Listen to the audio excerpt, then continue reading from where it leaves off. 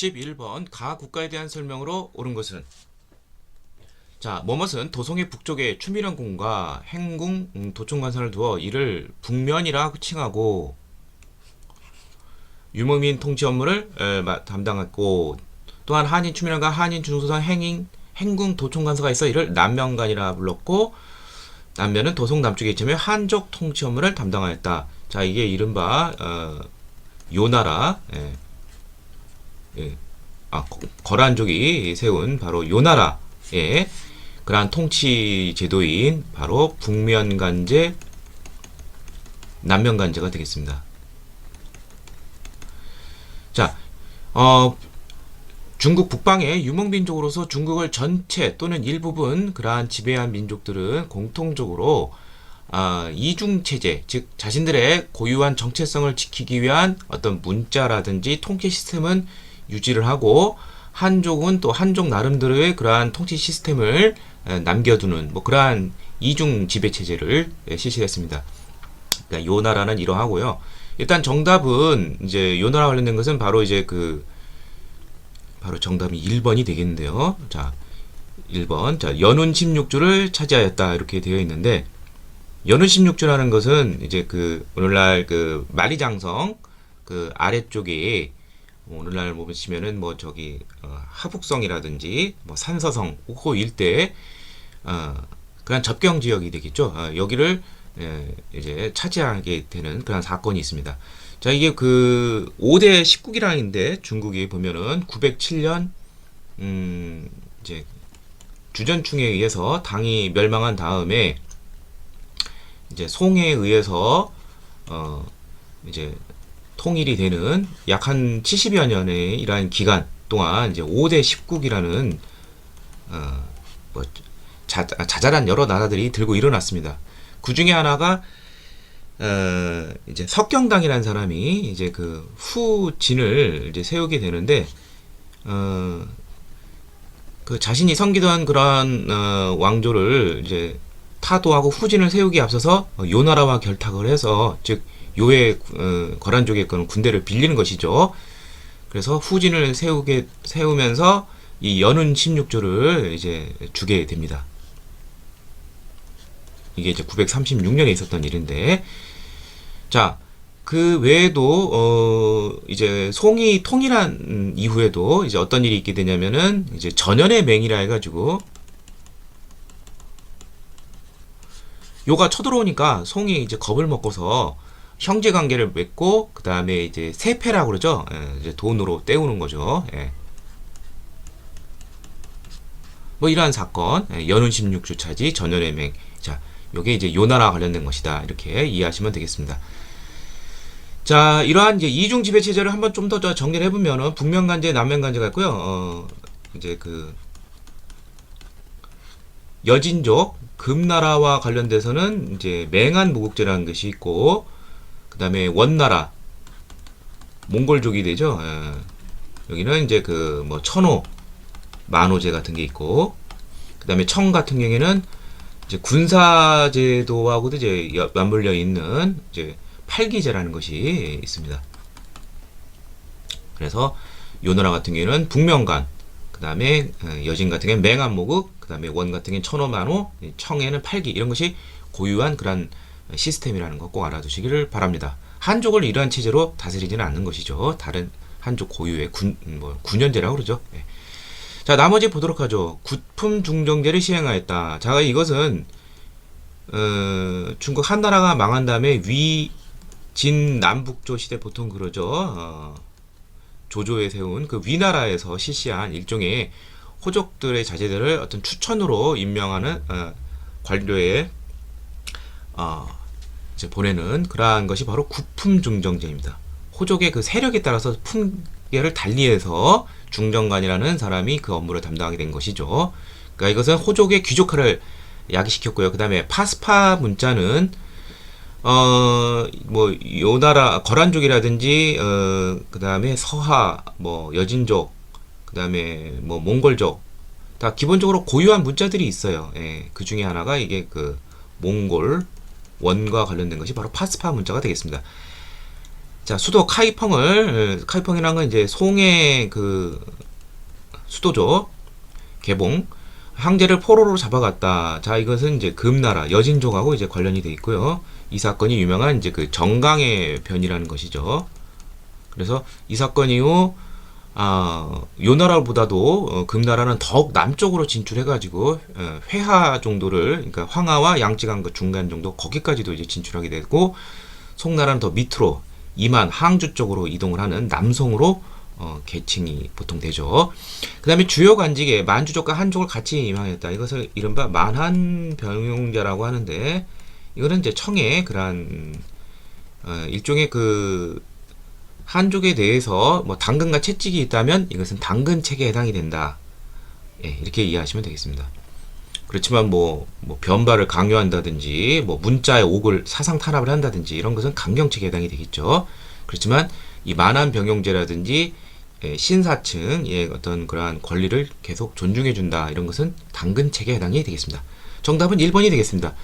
12번 가혁명의 결과로 오른 것은, 자, 이 금은 뭐뭐 전쟁 시기 요크타운 전쟁에서 식민지군이 영국군의 항복을 받고 있는 모습이다. 이 식민지군이 이제 미국으로, 이제 미합중국으로 이제 되는 것이죠. 그렇다면 이것은 미국 3대 시민혁명 중에 하나인 독립혁명이 되겠습니다. 자, 그래서 영국과 이제 그 독립전쟁을 하게 되는데, 여기 보면은 미국 식민지군은 프랑스의 군사적 지원이 있었고요.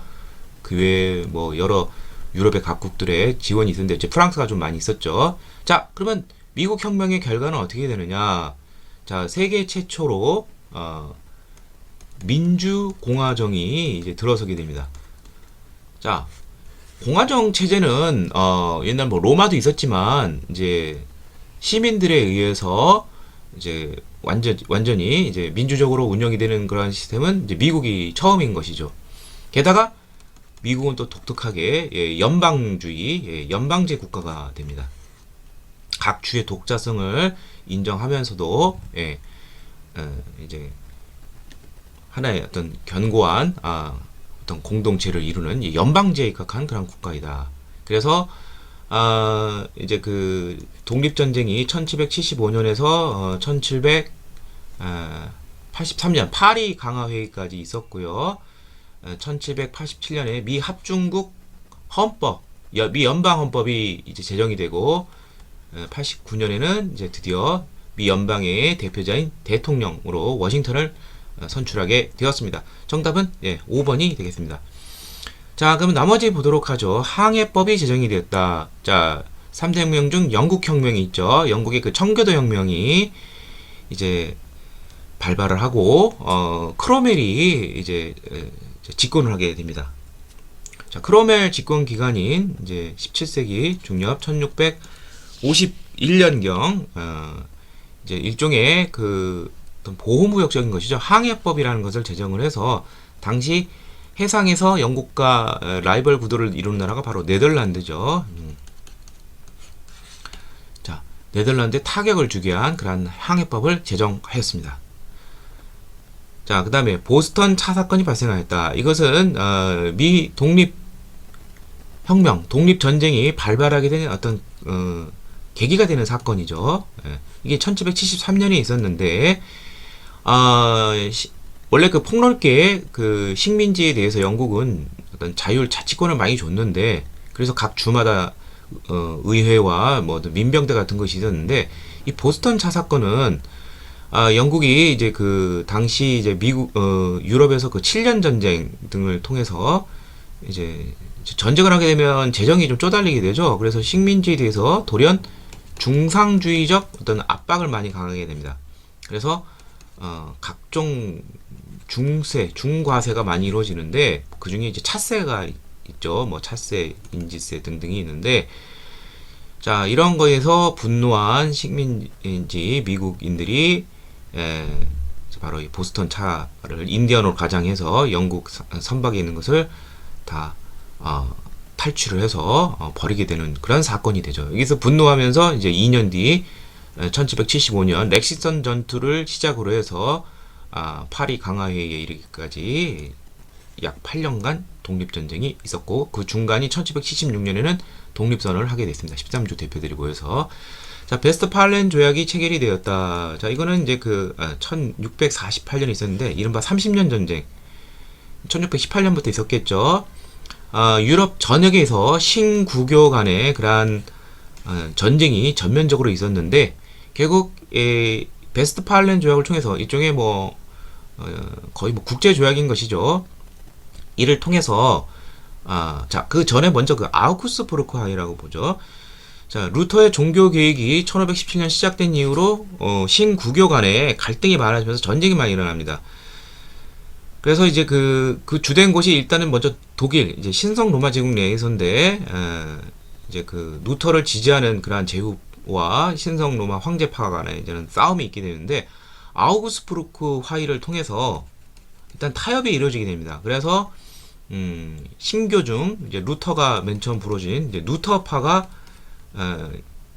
이제 신봉의 자유를 이제 받게 되는 것이죠. 예. 근데 이제 또 한 사람이 이제 칼뱅이 있죠. 종교계 중심이 있는 사람이 바로 칼뱅파도 인정을 해주는 것이 포교의 자유를 신앙의 자유를 인정해주는 것이 바로 베스트팔렌 조약이다. 이렇게 이해하시면 되겠습니다. 자, 정답은 5번이 되겠습니다.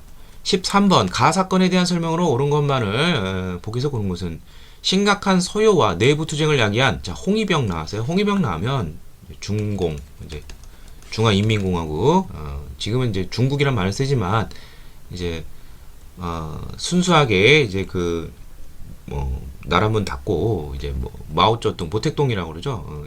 이 사람이 이제 영향력을 발휘할 때는 완전 공산주의이기 때문에 보통 중국이라고 표현을 하죠. 홍위병을 내세워서 홍위병이라는 것은 홍이라는 건 이제 사회주의에 가까운 것이고 원래 병이라고 하는 것은 정식 군대여야 되는데 이건 정식 군대가 아니라 젊은 학생들 이것이 사상적으로 어떤 전투적 대우를 갖춘 그러한 것이다. 이렇게 이해하시면 돼요. 예를 들면 히틀러에 보면은 이제 SA라는 게 이제 돌격대 비슷하게 거의 준무장 상태가 되는 것이죠. 자, 하여튼 이들이 날뛰게 되는 것은 바로 문화혁명이라는 것이 있죠. 자, 이 문화혁명이 일어난 시기가 1966년에서 딱 10년간인데, 자, 그 이전에 이제 중화인민공화국이 1949년 출발한 다음에 1950년대 후반 마오쩌둥이 이제 집권 당시 이제 급격한 사회주의를 건설하기 위한 그런 대규모 동원 운동이 있었습니다. 그것을 우리는 이제 대약진 운동인데 이게 실패를 하게 돼요. 실패를 하게 되면서 약간 좀 실용주의적인 노선을 걷는 사람들 류샤오지라든지 한자로 하죠. 유속이라든지 등소평 이런 사람들이 이제 모택동이 이제 권력에서 이제 아무래도 실패 책임을 지고 이제 물러나겠죠. 등장하게 되고 등등을 통해서 했는데 이제 마오쩌둥 모택동이 다시 자신이 이제 권좌에 오르기 위해서 이러한 것이 바로 이제 사회주의 공산주의의 이러한 노선을 가진 사람들이 좀 반한다. 오리지널한. 그래서 오리지널한 어떤 사회주의 노선을 갖기 위한 어떤 사상 투쟁이다. 이렇게 이해하시면 되겠습니다. 예. 자, 그래서 완전히 전반적인 사상 투쟁이다. 사회주의의 어떤 굉장히 교조적으로 이제 신봉하는 그러한 세력들에 의해서 전국의 혼란에 빠지게 됩니다. 류시아옥이라든지 유속이라든지 팽덕회 국가 원수 군 원수까지 지낸 사람인데 조리돌림 당하고 구타당하고 결국 죽거나 감옥에서 죽고 등등등등 이런 일이 있고 등소평도 고문당해서 던져지고 거의 불구 상태까지 갔었죠. 자, 여기 보면은 당의 지도자들이 숙청되거나 파면당할 정도였고 공업과 농업 생산은 크게 못하고 교육제도 마비로 인해 국가는 한 세대의 인재를 잊었다.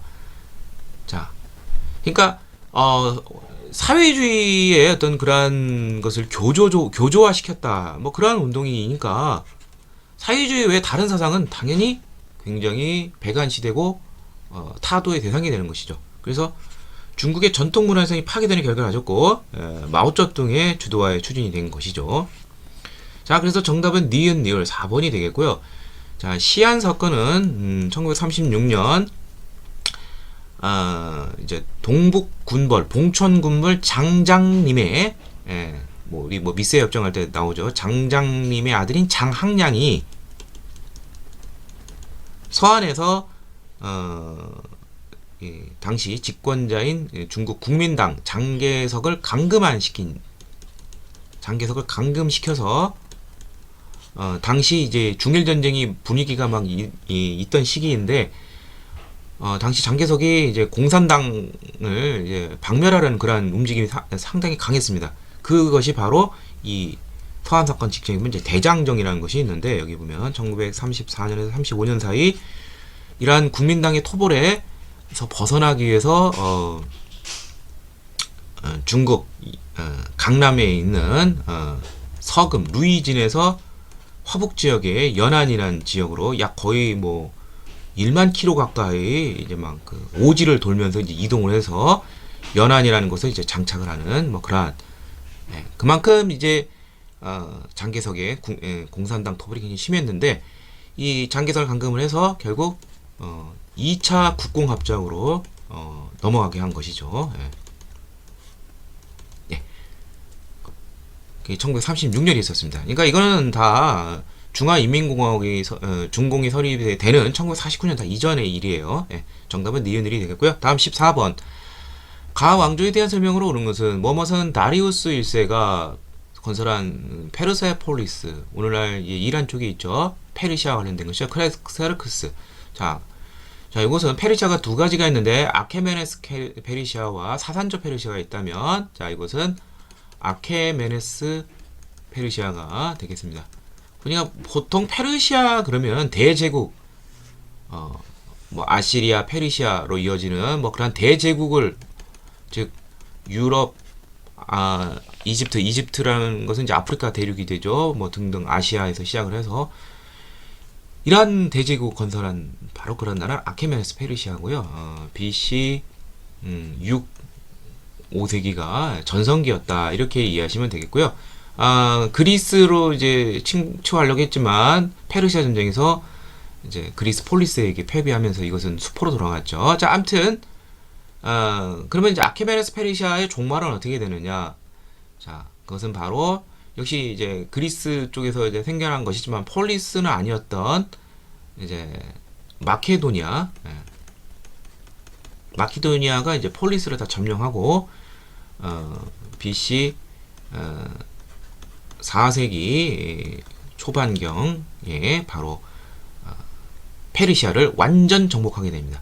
따라서 페르시아를 넘어서서 인도 지역까지도 이제 침투하게 되다가 결국 거기서 정복 사업은 알렉산드로스의 정복 사업은 중단이 됐죠. 그래서 정답은 4번이 되겠고요. 자, 나머지 보도록 하죠. 쿠시안 왕조가 교역하였다. 자, 인도의 왕조를 대충 뭐 한번 말하면 마쿠 군무 이렇게 알아두시면 좋아요. 자, 마우리아, 쿠시안, 쿠타가 있다면, 그리고 이 사이에는 이슬람과 관련된 뭐 여러 자잘한 왕조가 있고, 이건 이제 무굴 제국이 되겠고요. 자, 이 쿠시안 왕조는 이제 마우리아 왕조가 대략 BC 3세기경의 전성기였고, 쿠시안 왕조는 이건 이제 에이드로 넘어가게 됩니다. 한 2세기경 카니시카 왕 때, 이것은 이제 아소카 왕 때 이제 전성기가 되죠. 시기가 안 맞죠. 예. 그 다음에 밀레트 제도를 시행하였다. 자, 밀레트 제도는 이제 오스만 제국이 굉장히 그 대제국을 자랑하게 됩니다. 유럽까지도 이제 발칸반도까지 진출하게 되는데, 여기 이제 기독교인들도 많이 있겠죠. 뭐 등등 이제 뭐 유태교도 있겠고 뭐 등등등. 그래서 그러한 그 이민족들의 어떤 공동체가 있을 거예요. 공동체와 어떤 종교 이런 것 등을 자치적으로 허용한다는 뭐 그러한 시스템이라는 걸 알아두시면 좋겠습니다. 이제 오스만 제국과 관련되어 있고요. 그다음에 탈라스 전투라고 해서 이제 그 마호메트 또는 무함마드에 의해서 이제 이슬람교가 창시가 되고, 이제 마호메트가 죽은 다음에 632년에서 661년에는 이제 그 후계자들이 있어요. 칼리프라고 해서 선출하는 것이죠. 그 다음에 이제 그 알리를 이제 피살이 되면서 이제 우마이야 왕조 또는 옴미야드 왕조라고 이제 옛날 말로는 이제 이것이 이제 나타나게 됩니다. 이게 이제 우마이야 왕조가 이제 750년까지 이제 존재를 했는데 우마이야 왕조가 이제 나중에 이제 소멸이 되고 이제 둘로 쪼개져요. 그래서 아바스 왕조와 그 다음에 호후기 우마위야 왕조로 이제 크게 대별이 되는데 아바스 왕조는 바그다드를 수도로 해서 동쪽 이슬람권의 동쪽 주로 이제 진짜 아라비아 뭐 바그다드를 중심으로 해서 그쪽 지역이고 우마이야 왕조는 주로 이제 아프리카와 이제 그 이베리아 반도 이쪽 서쪽이 됩니다. 그쪽을 이제 차지하고 있는데 이 탈라스 전투는 바로 이 아바스 왕조, 이 아바스 왕조와 당과의 그러한 충돌인데 바로 실크로드의 패권을 놓고서 이 탈라스라는 게 오늘날 알마티라고 해서 오늘날 그 카자크 쪽 우즈베키스탄 바로 위에 있는데 그쪽 지역에 있는 지역입니다. 근데 여기서 이슬람 세력이 승리를 하면서 중국에 보면 이제 신장 위구르 그쪽 지역에까지 이슬람이 이제 침투하게 되었습니다. 그 다음에 시아파 이슬람교를 국교로 삼았다. 자, 이렇게 되어 있는데요. 자, 이것은 이란 지역에 오스만 제국이 이제 서쪽에 있다면 이제 이란 지역 쪽에서는 이제 그리고 이제 오스만 제국은 이제 그 다수파인 이슬람교주 이제 수니파라면 이제 소수파인 시아파를 믿는 나라가 이제 오늘날 지금도 이제 이란이 시아파가 많긴 한데 바로 이란 지역에 생긴 바로 사파비 왕조가 되겠습니다. 16세기 초에 이제 수립이 되었죠. 자, 그래서 정답은 4번이 되겠습니다. 15번 다음 기자회견에 미추친 신정부 시기에 볼 수 있는 모습으로 적절한 것은 자, 막부 시기에 맺은 조약의 개정 가능성을 타진해 보고 미국과 유럽의 근대 문명을 시작했습니다. 자, 이것은 일본의 이제 근현대와 관련된 것인데, 자, 마지막 막부가 이제 그 에도 막부죠. 자, 그런데 이하쿠라 단장님 신정부를 이렇게 되어 있습니다. 자, 신정부란 건 바로 이제 메이지 유신과 관련돼서 이제 천황이 이제 막부에서 이제 천황으로 왕정에 복구가 된 것이죠. 이게 1868년에 있었던 일입니다. 근데 이제 개국은 미 페리 제독에 의해서 일종의 포함 외교, 위협을 가하는 거죠. 1853년. 여기에 대해서 이제 그 이듬해 막부는 굴복을 하고 미일 이제 어떤 이제 조약을 맺게 됩니다. 미일 화친 조약을 맺게 되고요.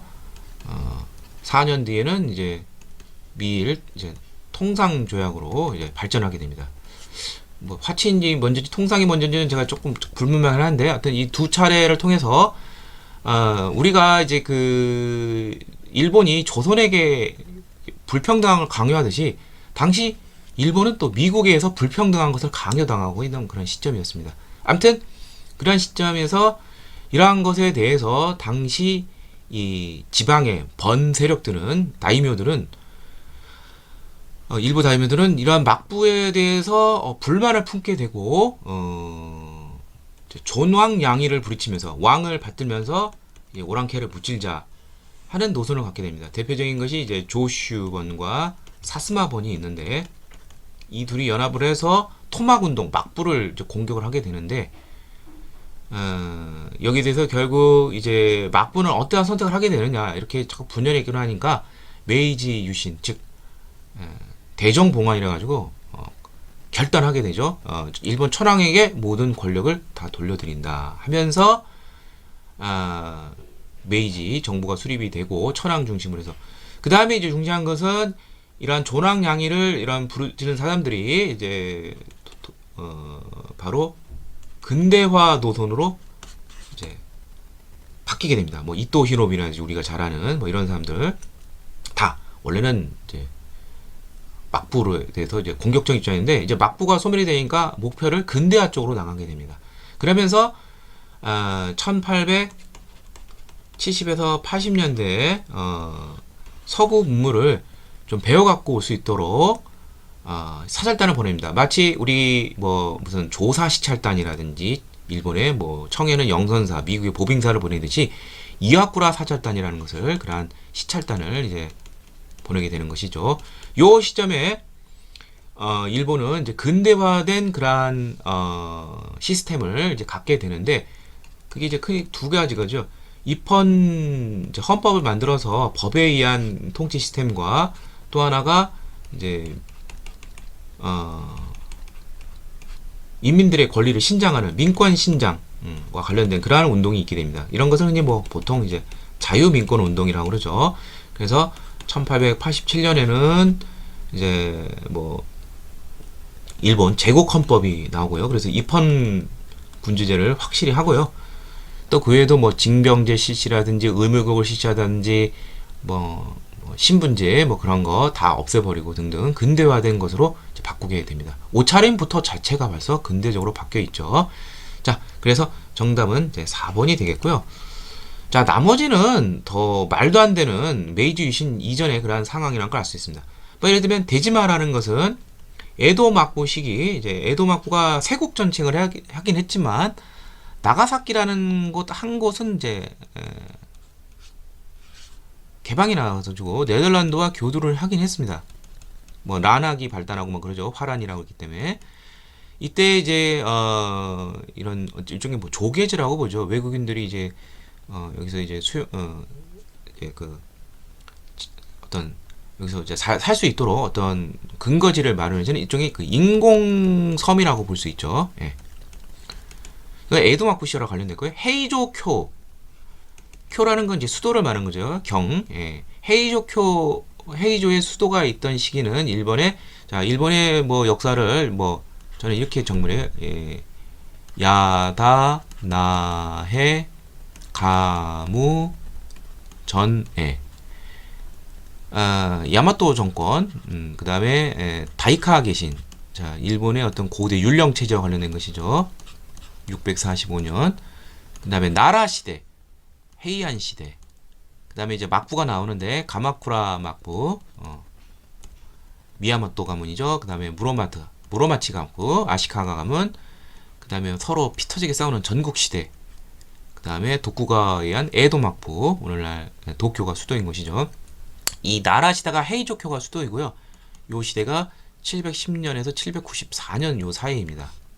이때는 이제 나라 시대는 일본이라는 정체성이 나오는 시기가 됩니다. 그래서 외 대신 일본이라는 국호가 나오고 당시 당의 어떤 율령 체계를 배우고자 그런 통치 체제, 문화 시스템을 배우자 사절단을 파견하는데 이게 바로 견당사를 보내게 됩니다.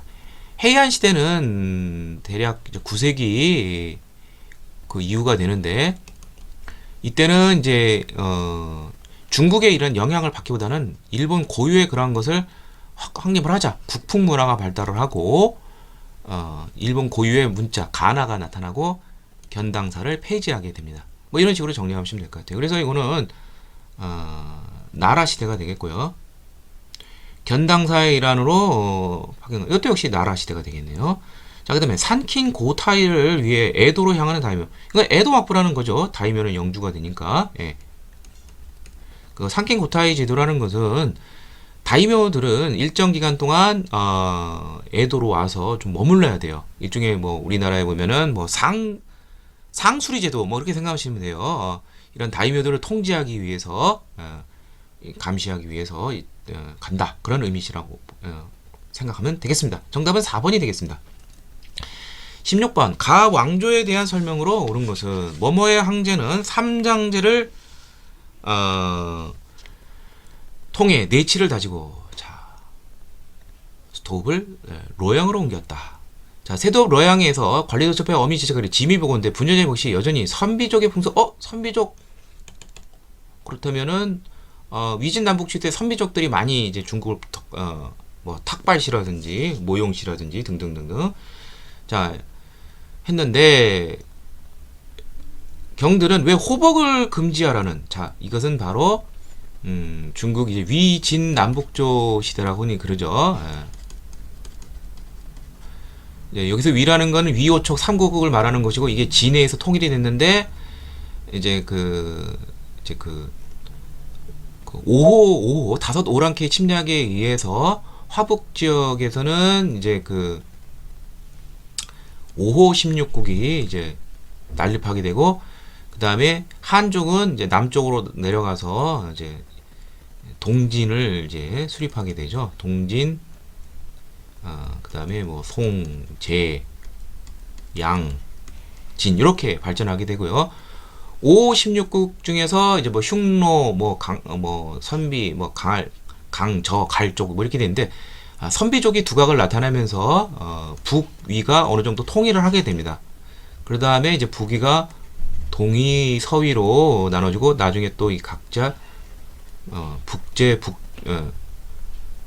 북주로 또 이제 또 각각 계승이 되어지죠. 아무튼 그런 자잘한 거 이전에 이제 동위, 서위, 북제, 북주 이전에 이제 북이라는 나라가 가장 기본이 됐다는 것인데, 이 북위의 효 문제라는 사람이 5세기경 임금인데 한화 정책을 펼치게 됩니다. 적극적인 한화 정책, 중국 한족에게 동화시키는 정책이 되는 것이죠. 그리고 그래서 그 한족의 한화 정책을 하고, 또 하나 중요한 것이 이러한 이제 뭐 호복 이런 거 금지. 그 외에도 여기 바로 삼장제와 균전제가 굉장히 중요한 것인데, 삼장제라는 건 무엇이냐면 이제 호와 관련돼서 가구수 이거 관련돼서 다섯 가구 5가가 1린을 이루게 됩니다. 그리고 그 대표자를 인장이라고 하고, 그 다음에 5린이 1, 2를 구성하게 됩니다. 그리고 그 대표자를 이장이라고 하고, 그 다음에 5리가 1당을 형성하게 되면서 대표자를 당장이라 합니다. 그래서 인장, 이장, 당장 이렇게 좀 확대되는 그런 3장제를 통해서 결국 호구수, 이제 좀 호족과 관련된 것이죠. 이것을 철저하게 파악을 하고 여기에 입각을 해서 토지를 골고루 나눠주는 제도 균전제를 시행하게 되었습니다. 그래서 정답은 1번이 되겠습니다. 자, 나머지 보도록 하죠. 천호제, 만호제. 아까 제가 북명간제, 남명간제 하면서 각 북방 유명 민족마다 고유한 부족제가 있댔죠. 뭐 천호제, 만호제. 이거는 몽골하고 관련돼 있죠. 원. 그다음에 정화의 함대를 파견하였다. 남해연정. 이거는 이제 명나라 이제 영락제가 되겠죠. 15세기 초.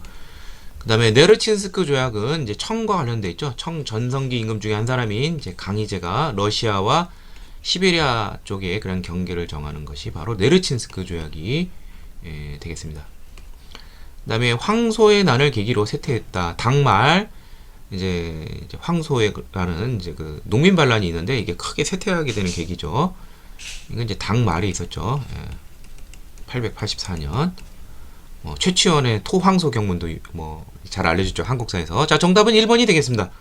17번 가국가에 대한 설명으로 그런 것은, 자, 딱 보니까 파쇼다가 나와요. 자, 제국주의의 어떤 아프리카 침공과 관련돼서, 자, 이렇게 옆으로 가는 걸 횡이라고 하죠. 횡단 전체. 이게 바로 프랑스고, 그 다음에 여기 이집트에서 남아프리카 케이프타운으로 이어지는 이렇게 세로로 가는 이어지는 정책, 이것을 종단 정책이라고 합니다. 이걸 영국이 이제 추구를 했죠. 이 두 세력이 이제 충돌하는 것이 바로 파쇼다, 오늘날 수단 지역인데 프랑스가 약간 머리를 숙였죠. 자, 그러면 이것은 프랑스 이쪽 뭐 알제리 뭐 이쪽으로 해서 뭐 세네갈 쪽으로 해서 이렇게 서쪽으로 하는 것이죠. 프랑스와 관련된 것은 정답은 3번인데, 플라시 전투라고 해서 인도의 패권을 놓고서 1757년 영국과 프랑스 간에 이제 싸움이 벌어졌죠. 이때 영국에게 프랑스가 패배하면서 프랑스는 꿩 대신 닭이라고 해서 여기 이제 인도가 있으면 또 이쪽이 뭐 동남아시아가 있죠. 이 동남아시아 쪽으로 진출하게 돼서 백함나, 베트남, 캄보디아, 라오스 이쪽으로 식민지를 얻게 되죠. 정답은 3번이고요. 자, 나머지 보죠. 벵골 분할령을 발표했다. 벵골은 인도와 관련된 것이죠. 1905년 이슬람을 믿는 동벵골과 그다음에 힌두교를 믿는 서벵골로 이제 분할해서 인도인들의 공부를 샀던 나라 바로 뭐 영국이죠. 영국의 패권. 그다음에 아스타카 제국을 16세기 초 오늘날 이제 중미에 해당하는 이제 멕시코 지역에 있던 고대 문명 국가이죠. 이건 이제 에스파냐가 되겠죠. 에스파냐가 신대륙 발견한 다음에 여기서 이제 그 코르테스를 파견을 해서 적은 병력으로 아스테카 제국을 멸망시켰습니다. 무력 시위를 통해서 일본을 개혁시킨 나라. 1853년 미국의 페리 제독이 있죠. 페리 제독에서 강제 개항이 됐고요. 헤레네족의 본기를 무력으로 진압한 것은 이쪽 그 나미비아라는 지역이 있는데 이쪽에 진출한 나라가 바로 독일이 됩니다. 독일이 이 헤레네족의 본기를 아주 막 무력으로 진압을 해서 멸종을 시켜버렸습니다. 아주 잔인하게. 자, 그래서 정답은 3번이 되겠고요. 다음 18번. 미추친 임시정부 시기에 있었던 사실로 오는 것은 노동자, 병사, 농민들이요. 노동자, 노농병 이들의 그 평의회를 흔히 소비에트라고 합니다. 그러니까 이거 러시아 혁명과 관련된 것인데, 자, 러시아 혁명은 이제 1905년 피해 1.5.2 사건 러일 전쟁 중에 이제 혁명이 일어났지만 이제 잔혹하게 이제 진압을 하면서 성공하지 못했어요. 근데 이제 1차 세계대전 중에 이제 드디어 폭발하게 되죠. 그래서 그러니까 이 피해 일요일 그 혁명 때 드디어 이후 이 소비에트가 등장하게 됩니다. 노동자, 농민 평에 이게 등장하고 이제 사회주의 입각해서 사회주의 그러한 정당이 있는데 거기서 이제 다수와 소수파가 있는데 자 1917년 드디어 러시아 혁명이 일어나는데 3월 혁명이 있고 11월 혁명이 있죠. 자 11월 혁명에서는 이제 이른바 뭐 맨셰비키 혁명이라고 하죠.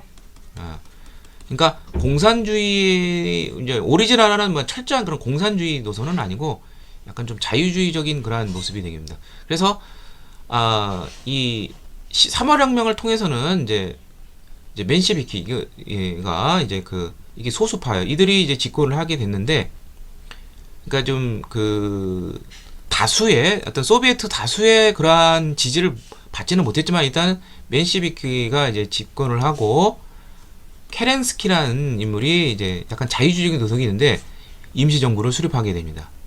러시아 짜르 체제를 박살을 내고 그런데 문제점은 당시 러시아가 1차 대전에 계속 참전해서 독일과 싸우고 있어요. 그러니까 이제 폭발을 하게 되죠. 그래서 볼셰비키 혁명. 이 볼셰비키는 이제 오리지널한 사회주의 노선자이고 레닌이 주도를 하죠. 이들이 소비에트 이들의 마음을 얻게 되고 결국 케렌스키 민주정부를 뒤엎으면서 사회주의 정부를 수립하는데 성공을 하게 됩니다. 그리고 나서 이듬해 1918년에는 초에 브레스트 리토프스크 조약을 통해서 독일과 강화를 하게 됩니다. 예. 자, 그래서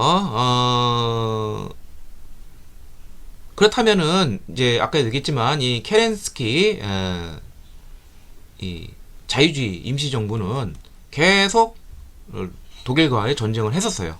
그렇지만 볼셰비키가 집권한 이후에는 강화 조약을 해서 여기서 중단을 한 것이죠. 자, 그래서 정답은 바로 3번이 되겠습니다. 자, 나머지 보도록 하죠. 니콜라이 2세가 집권하였다. 니콜라이 2세는 바로 3월 혁명에 의해서 이제 폐위가 되는 것이죠. 혁명에 성공을 했어요. 자, 그래서 니콜라이 2세 자체가 이제 뭐 집권한 것은 이제 1894년이고 1917년 바로 3월 혁명에 의해서 이제 축출이 됐고요.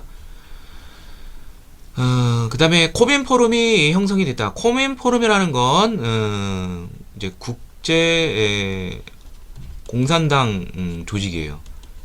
그러니까 이제 소련이 이제 생성이 된 다음에 형성이 된 다음에 전 세계에 이제 공산주의의 어떤 뭐 모국의 형태가 되는 것이죠. 러시아가 소련이 이제 영향력을 행사한 것인데 코민포럼이 조직이 된 것은 자 이런 소비에트들이 결합에 의해서 우리가 그 새로운 신생 볼시비키 정부는 소비에트 연합 그래서 이것을 줄여서 소련이라고 하는 것이죠. 이게 아마 1921년인가 22년인가 제가 좀 헷갈리긴 하는데 그때쯤 이제 나오게 되고 그때쯤에 이제 코민포럼도 이제 창설이 된 것으로 알고 있습니다. 그러니까 잘 모르더라도 진정한 사회주의 정권이 형성이 된 다음에 이런 국제적인 조직이 나오지 자기네 국가의 공산당 집권이 되지 않은 상태에서는 이게 나올 수가 없는 것이죠. 이런 잘 연도가 모르시더라도 자 그 다음에 피로연 사건은 1905년 러일 전쟁이니까 이건 해당이 안 되고 내프 정책이라는 것은 자 이 11월 혁명으로 레닌이 집권을 하게 되는데 이제 문제는 이제 사회주의 경제 정책을 하려면은 막 토지 몰수하고 뭐 협동농장 뭐 이렇게 나가야 되는데 이렇게 하면 막 갑작스럽게 이렇게 사회주의 경제를 하면은 불만들이 많겠죠. 그래서 어떤 타협점의 일환으로서 어떤 시장 경제적인 것을 이제 묵인한다고 할까요? 약간 인정을 한다는 것이죠. 뭐 갑자기 사회주의 경제로 들어갈 수는 없기 때문에 그런 완화된 어떤 그 사회주의 경제다. 뭐 이렇게 이해하시면 되겠습니다. 그러니까 레닌이 이제 1917년 11월에 집권을 해서 1924년에 죽게 되는데 요 사이에 이제 신경정책이 실시가 되었고요. 그 다음에 집권한 이제 스탈린은 철저하게 사회주의 뭐 국유화라든지 뭐 협동농장 체제라든지 뭐 이러한 사회주의 체제의 그런 경제 모습을 보이게 되었습니다. 정답은 3번이 되겠습니다. 19번 다음 발표가 있었던 시기를 연표해서 옳게 고른 것은 오늘 새벽 4시 선전포고시 독일군이 우리나라를 침략했다. 저들은 비행기로 키예프 이거 우크라이나에 있는 것이죠. 세바스토 옛날에는 다 이게 러시아 또는 소련에 있던 것이죠. 바로 독소 전쟁이 되겠습니다. 자 여기 보면 이런 말이 있어요. 우리 정부는 독일과 상호 불가침 조약을 체결했다. 자 1차 세계대전이 1939년 9월 독일이 폴란드를 전격 침공하면서 시작을 했죠. 그 바로 직전인 1939년 8월에 독일과 소련은 불가침 조약을 맺기로 하고 자 이렇게 보시면 돼요. 독일이 있고 중간에 폴란드가 있고 그 다음에 소련이 있어요.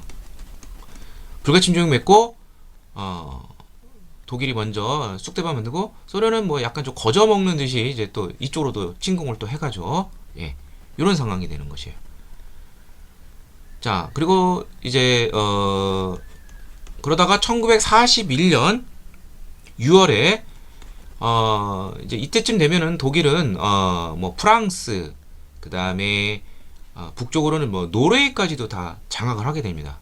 그러니까 서유럽을 다 쓸어버렸다고 보시면 되겠고 동유럽 전선에서는 이제 폴란드까지도 가고 근데 욕심을 더 내는 것이죠. 전쟁을 더 하려면은 소련의 어떤 그 코카서스죠. 카스피해 지역에 그 유전이 많거든요. 또 오늘날 우크라이나 이 지역에 어떤 철광석도 많고 이러한 광대한 자원을 이제 노리고 소련을 돌연 침공하게 됩니다. 이게 1941년 6월이고요. 1943 밀리던 소련은 1943년 스탈린그라드 전투 오늘날 이제 볼고그라드죠. 볼고강 하류 쪽에 있는 스탈린그라드 전투에서 승리를 하면서 전세가 역전이 되었다. 이렇게 이해하시면 되겠습니다. 자, 그러면 요 시기가 언제냐? 이제 1941년 6월인데 자, 독일과 함께 또 하나의 축국이 이탈리아하고 일본인데 이탈리아의 에디오피아 침공이 1935년에 있었어요. 그 다음에 카이로 회담은 1943년 11월, 뭐 한국 사는 사람들 잘 알죠. 여기서 뭐 한국의 독립을 처음 약속을 했죠. 그러니까 바로 요 사이에 오겠죠. 예, 라가 되겠습니다. 자, 다음 20번 마지막 가나 발표사에 있던 사실로 오는 것은, 자, 이것은 미국의 외교 노선의 변환점과 관련된 연대기적 문제인데, 미국은 그리스로부터 자유국가로 살아남기 필요한 지원을 해달라는 긴급을 받았습니다. 오늘날 공산주의자들이 그리스 행정을 위협하고 있습니다.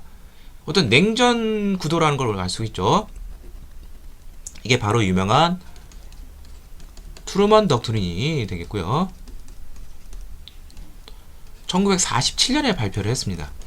즉 1945년 이제 2차 세계대전이 끝난 다음에 급속도로 소련이 동유럽 지역을 발칸반도까지 진출해서 다 공산화시키고, 발칸반도 아래에 있는 그리스와 또 아래쪽에 있는 터키까지도 위협을 받게 됩니다. 여기에 대해서 여기까지는 도저히 용납을 못한다. 그래서 대결적 구조로 나가게 되고, 바로 그리스와 터키를 재정적으로 지원을 해야 된다.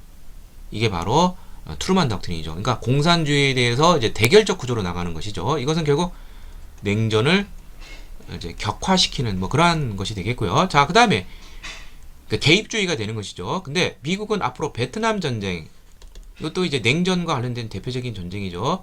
개입을 피하려고 합니다. 이른바 닉슨 덕트린이 되겠습니다. 이건 이제 1969년에 발표되었는데, 여기서 발을 빼겠다라는 것이죠. 그러니까 냉전이 이제 완화되는 것이죠. 대땅 시대라는 것이죠. 요 사이에 있었던 사실. 그렇다면 이 사이의 시기는 냉전이 격화되는 시기다. 뭐 6.25 전쟁도 있고 등등등, 베트남 전쟁도 있고, 이런 걸 찾으면 되겠어요. 자, 그래서 정답은 3번이 되겠죠. 베를린 장벽에 설치되었다. 이게 이제 1961년에 있었는데, 자, 이거는 무엇이냐면 이제 1945년 5월 독일이 항복을 한 다음에 이제 찢어놓습니다. 연합국이. 그래서 독일을 이제 서독이 좀 영토가 크죠. 서독과 동독으로 이제 분할을 하고, 이쪽은 이제 소련이 이제 점령을 하고, 다시 여기 베를린이 있어요. 베를린에서도 다시 동서 베를린이 있는데, 서 베를린은 이제 미국을 위시로 하는 이제 자유주의 진영이, 그 다음에 동베를린은 소련을 위시하는 공산주의 진영이 분할 점령하게 됩니다. 자, 그런데 이게 뭐 이쪽으로 막 동에서 서베를린 쪽으로 자꾸 뭐 피난하듯이 오느니까, 여기에 대해서 동독과 소련은 어떻게 하냐면 아예 그렇게 가지 못하도록 장벽을 세워버립니다. 예. 그래서 이게 1961년에 했으니까 대표적인 그런 냉전적 그런 모습이라는 걸 알 수가 있죠. 자, 나머지 보도록 하죠. 국제연합이 창설이 되었다. 2차 세계대전이 일어난 다음에 다시는 그러한 대규모 전쟁이 일어나지 않도록 연대라는 국제 조직을 만들죠. 자, 이게 1945년 2차 대전이 끝난 다음에 10월 달에 10월 24일인가 옛날에 뭐 유엔의 날 공휴일도 있었는데 창설이 되었습니다. 자, 대서양 헌장은 1941년에 처칠, 루스벨트 등이, 영국, 미국 등이 이제 요쯤이 되면 이제 2차 세계대전의 한 중반부 정도 돼요. 아리까리한 건데 전세가 어떻게 될지 모르지만, 이때 처음으로 국제적인 조직의 필요성을 느끼게 된 것이죠. 이런 대규모 전쟁을 막기 위해서. 이것이 구현이 된 게 바로 국제연합이다. 이렇게 이해하시면 되겠고요. 자, 그 다음에 이제 소련과 관련돼서는 이제 소련이 해체되고, 그러한 원인 중에 하나가 1985년에 소련 공산당 서기장으로 고르바초프가 등장하는데, 이 사람이 페레스트로이카는 개혁이라는 뜻이죠. 그 다음에 글라노스제 개방 하면서 기존의 사회주의란 다른 노선을 좀, 뭐 기본적으로 사회주의는 맞지만 개혁 개방을 하게 되는데, 이것은 굉장히 뭐라고 하죠? 이렇게 뭐 이전에 알고 있던 그러한 공격적 공산주의가 아니란 거죠. 이게 통제를 푸는 것이죠. 각 민족과 어떤 국가의 그러한 것을 인정하게 되는 것이고, 그러면서 이제 베를린 장벽이 무너지면서 독일이 통일이 되고 1990년 소련도 역시 아까 나왔지만 소비에트 그 결합으로 이루어서 소련이라는 게 생겼는데, 이제 이게 다 이제 흩어지게 돼요. 이제 고르바초프의 그러한 이런 것으로 인해서 결국은 1991년에 가면은 이제 소련을 해체를 하고, 러시아를 중심으로 해서 느슨하게 연합이 이루어지는 독립국가 연합이 1991년에 결성이 되었습니다. 자, 이런 거는 탈냉전과 관련된 내용이다. 이렇게 이해하시면 되겠습니다. 자, 그래서 정답은 3번이 되겠습니다. 자, 이상을 통하여 2020년도 6월에 평가원에서 실시한 모의고사 세계사 해설을 모두 마치도록 하겠습니다.